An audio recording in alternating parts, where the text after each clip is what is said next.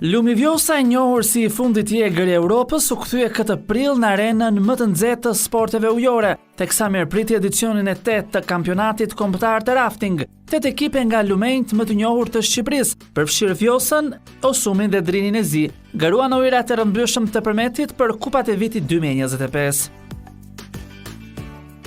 Spektakli nisi me një start dinamik dhe përballje të forta në një kurs sfidues poshtë urës së qytetit. Skuadra përfaqësuese e Lumit Vjosa ka fituar vendin e parë duke shkëlqyer në ujërat e egra të përmetit, drejtuar nga kapiteni Aldo Sakollari. Ekipi fitues përbëhej nga sportistët Kevi Jaupi, Geri Cingo dhe Alush Jahja, të cilët dhanë performancë të shkëlqyer në garën sfiduese. Në vendin e dytë u rendit skuadra e Lumit Bënça, ndërsa podiumi u mbyll nga ekipi i dytë i Vjosës, Vjosa 2, në vendin e tretë.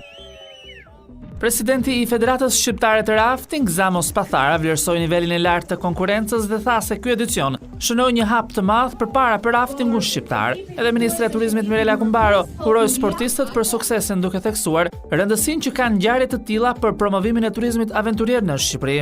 Ky kampionat u zhvillua paralelisht me javën stërvitore për guidat e reja, çka solli jo vetëm më shumë pjesëmarrje, por edhe një nivel të ri bashkëpunimi dhe profesionalizmi në ujërat e egra të Vjosës.